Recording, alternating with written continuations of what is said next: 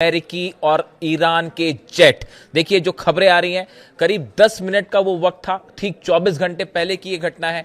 10 minute का वो वक्त था जिसमें अमेरिकी जेट्स और ईरान के जेट्स आमने सामने थे और हालात ये थे कि किसी भी तरफ से जो है वो हमला हो सकता है। अब ये पूरी घटनाक्रम, ये 10 मिनट का कैसे स्टैंड ऑफ रहा, मैं आपको ये बताऊंगा। देखिए जो खबरें आई कि 2 अमेरिकी प्लेन जो है वो ईरान के बॉर्डर के करीब बढ़ने लगे और ये एयरक्राफ्ट जो थे दोनों ईरान के एयर स्पेस के बिल्कुल करीब पहुंचे। इसमें से एक ने टेक ऑफ किया था बहरीन से और दूसरे ने टेक ऑफ किया था यूएई से। अमेरिका के 2 जेट्स, एक बहरीन से टेक ऑफ करता है, एक यूएई से टेक ऑफ करता है और दोनों बढ़ना शुरू कर देते हैं ईरान की तरफ। और ये ट्रैक किया किसने? रशिया के फ्लाइट ट्रैकिंग डेटा ने।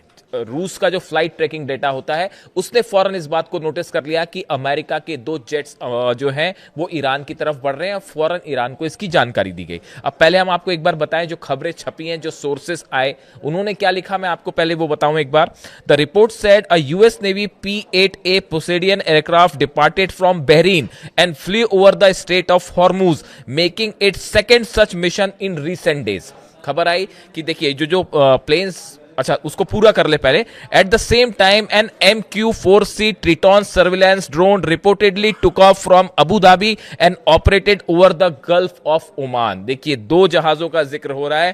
पहले पोसेडियन प्लेन जो हॉर्मुज की तरफ बढ़ा, इसने टेक ऑफ किया था बहरीन से, जबकि जो दूसरा प्लेन था MQ-4C ट्रिटॉन सर्विलेंस ड्रोन, ये ड्रोन था, इसने टेक ऑफ किया अबू धाबी से और वो ओमान की खाड़ी की तरफ होता हुआ ईरान की तरफ बढ़ा। यानी कि 2 प्लेन उड़ते हैं दोनों, एक हॉर्मुज के ऊपर बढ़ता है। जो सर्विलांस ड्रोन है पोसेडियन एयरक्राफ्ट कहलाता है ये। देखिए ये पोसेडियन एयरक्राफ्ट अमेरिका का बेहद एडवांस एयरक्राफ्ट है और इसका मुख्य जो उद्देश्य होता है वो जो भी देश है उसके बारे में डेटा कलेक्ट करता है। ये खास तौर पर कहाँ पे मिसाइल्स हो सकते हैं, कहाँ पे रडार्स लगे हुए हैं, कौन सी जगह पर डिफेंस सिस्टम हो सकता है, आर्मी की, मिलिट्री की समय पोजीशन क्या है, समंदर में जो है वो शिप्स, वॉरशिप्स जो हैं उनकी पोजीशंस क्या है, इसके डेटाज ये रिकवर करके भेजता है। तो देखिए एक ने टेक ऑफ किया बहरीन से, दूसरे ने टेक ऑफ किया अबू धाबी से। हॉर्मुज की तरफ एक बढ़ता है, दूसरा ओमान की खाड़ी की तरफ बढ़ता है। रशिया के रडार्स इसको कैच कर लेते हैं, इसकी जानकारी फौरन ईरान को दी जाती है और अभी जो खबरें आ रही हैं उसके मुताबिक ना सिर्फ रूस बल्कि चाइना दोनों रियल टाइम डेटा शेयर कर रहे हैं ईरान के साथ। यानी ईरान के बॉर्डर की तरफ अगर परिंदा भी पर मारता है, चाहे वो समंदर से हो चाहे आसमान से हो, उसकी जानकारी रशिया और चाइना के रडार्स जो हैं वो रियल टाइम डेटा शेयर करके ईरान को पहुंचाते हैं। अब जैसी ये खबर आई ईरान के पास कि 2 एयरक्राफ्ट जो हैं वो करीब पहुंचने वाले हैं, ईरान के एयर स्पेस के बिल्कुल करीब हैं, तुरंत तेहरान से 2 फाइटर जेट्स ने टेक ऑफ किया। दोनों ने इंगेज, दोनों एक बढ़ने लगा हॉर्मुज की तरफ, जो कि हॉर्मुज पर की तरफ जो अमेरिका का प्लेन फ्लाई कर रहा था, जो उसकी तरफ करीब जा रहा था। तेहरान से टेक ऑफ करता है प्लेन और वो उसके करीब जाता है। दूसरा ओमान की खाड़ी से होते हुए जो ईरान के बॉर्डर की तरफ बढ़ रहा था, एयर स्पेस की तरफ बढ़ रहा था, उसको टेक ऑफ करने के लिए, उसको एनकाउंटर करने के लिए जो है दूसरा प्लेन जो कि तेहरान से टेक ऑफ हुआ वो उसकी तरफ बढ़ने लगा। यानी देखिए चंद मिनटों के अंदर ही, जैसे ये जानकारी आती है, सिर्फ मिनटों का खेल था ये, कुछ ही मिनटों के अंदर रूस ने जानकारी दी और बिना देर गवाए तेहरान से जो है फाइटर जेट्स ने टेक ऑफ कर दिया। जो डिफेंस सिस्टम्स हैं वो तो लगे हुए हैं, लेकिन ये तीसरा मौका है ऐसा। मैं पहली 2 बार आपको अपने वीडियो में घटनाएं बता चुका हूं कि कैसे एक बार F-15 जेट ने बहुत करीब आया ईरान के, यहां तक कि उसने सिग्नल्स भी दिए कि मतलब अपनी आइडेंटिटी भी डिस्क्लोज की थी F-15 जेट ने। वो उसने टेक ऑफ किया था जॉर्डन से और वो बहुत करीब गया ईरान के, उसने अपनी आइडेंटिटी भी रिवील की कि मैं अमेरिका का F-15 जेट हूं। मतलब देखिए जो प्लेन्स होते हैं उसके जो पायलट्स होते हैं वो कई बार, ये एक वॉर टैक्टिक्स होती है, उसमें अपनी आइडेंटिटी चाहे तो वो रिवील कर सकते हैं। तो उसने रिवील किया, एक प्रकार से उकसाने की कोशिश थी, ईरान को संदेश देने की कोशिश थी। ईरान डरने वरने वाला नहीं था उससे, तो वो वापस चले गए। इसी तरह से F-35 जेट्स भी जो है वो भी बताया जाता है कि 2 जेट बेहद करीब पहुंच गए थे ईरान के, लेकिन एंटर नहीं किया, वापस चले गए। और ये तीसरा मौका है, यानी पिछले करीब 10 दिन के अंदर ये तीसरा मौका जब अमेरिका के 2 प्लेन्स बिल्कुल एयर स्पेस के करीब हैं, लेकिन फिर वही हुआ एक बार। ये दोनों जो प्लेन्स थे US navy P-8A Poseidon aircraft और दूसरा जो MQ-4C ट्रिटॉन सर्विलांस ड्रोन था, ये दोनों ने एयर स्पेस में एंटर नहीं किया।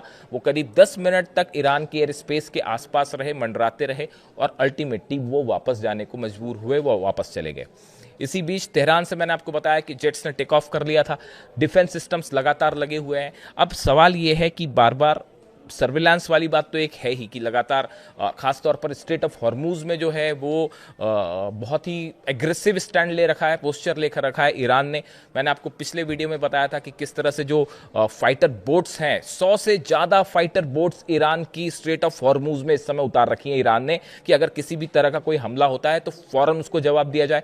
एयरक्राफ्ट कैरियर जो है अब्राहम लिंकन, उससे अगर कोई हमला होता है तो उसको कैसे काउंटर करना, एक बड़ी रणनीति तैयार है और सबकी सब बोट्स पर मिसाइल्स हैं।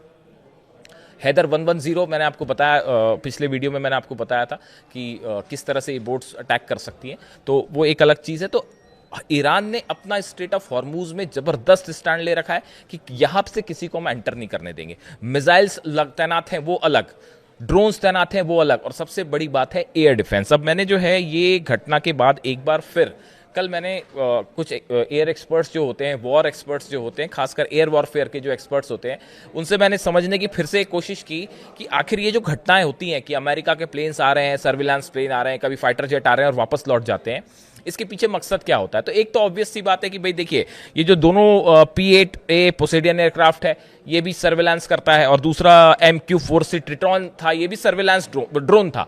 तो ये दोनों प्लेन्स बेसिकली इमेजेस लेते हैं, सर्विलांस पता करते हैं। तो एक तो सर्विलांस मकसद है कि ईरान की सेना क्या हालात में है और कहाँ जहाज हैं और कितने जहाज हैं, वो इंफॉर्मेशन भेजते हैं। लेकिन इसके अलावा एक बड़ी बात मुझे जो एक्सपर्ट्स ने फिर से ये बात कही कि ईरान के जो डिफेंस सिस्टम्स हैं, अभी अमेरिका के सामने जो एक बड़ी चुनौती है वो ये है कि क्या रूस ने S-400 दे रखा है।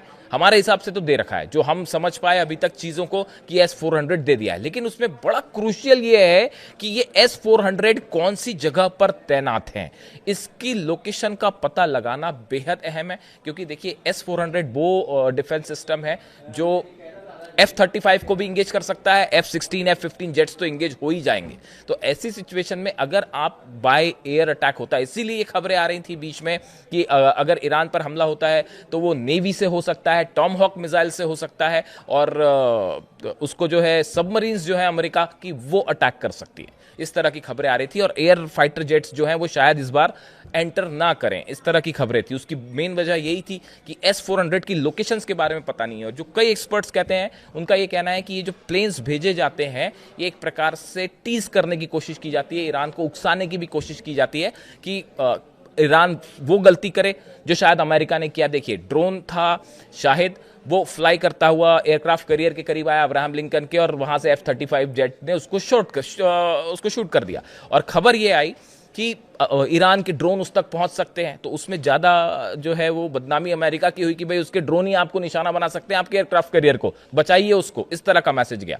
तो एक पक्ष का ये भी कहना है, कुछ एक्सपर्ट्स ये मानते हैं कि ये पता लगाने की कोशिश है कि क्या ईरान अगर मान लीजिए उसे काउंटर करने के लिए ईरान की तरफ से कोई S-400 या कोई भी डिफेंस सिस्टम फायर होता है, 16 जो है बड़े कार्गो जेट्स उतरे हैं चाइना के, क्या चाइना ने भी अपना डिफेंस सिस्टम दे रखा है? ये बड़े सारे सवाल हैं जो ये तय करेंगे कि अगर अमेरिकन जेट्स एंटर करते हैं ईरान में तो सही सलामत वापस जा पाएंगे कि भी नहीं जा पाएंगे। तो इस सूरत में ये कोशिश है कि कहीं ईरान ये गलती कर दे कि कोई एक डिफेंस सिस्टम फायर कर दे, उससे ये अंदाज लगेगा कि भाई कहाँ कहाँ इनके डिफेंस सिस्टम्स हो सकते हैं, और क्या चाइना का भी डिफेंस सिस्टम है, क्या रूस का भी डिफेंस सिस्टम है, तो शायद अमेरिका अपनी रणनीति ही बदल दे। लेकिन ईरान ने एक बार फिर वो गलती नहीं की, वो जो चाल एक अमेरिका ने बिछाया उसमें नहीं फंसा, और स्ट्रेट ऑफ हॉर्मूज में जो स्टैंड ईरान ने ले रखा है बेहद एग्रेसिव, और ना सिर्फ ज़मीन पे बल्कि आप देखिए कि समंदर में भी, हॉर्मूज की खाड़ी में भी, और फारस की खाड़ी में भी, और अब आसमान में भी लगातार ईरान जो है वो फाइटर जेट्स के मामले हों चाहे सर्विलांस वाले मामले हों, हर मामले पे अमेरिका पर भारी पड़ता दिखाई दे रहा है, उससे एक कदम आगे दिखाई दे रहा है। तो ये बेहद इंटरेस्टिंग स्टैंड ऑफ था अमेरिका और ईरान के बीच में। 10 मिनट का ही था, लेकिन बड़ी खबर थी। इससे जुड़ा जो भी अपडेट होगा आप तक पहुंचाऊंगा। वीडियो कैसा लगा कमेंट करके ज़रूर बताइए। Thank you so much.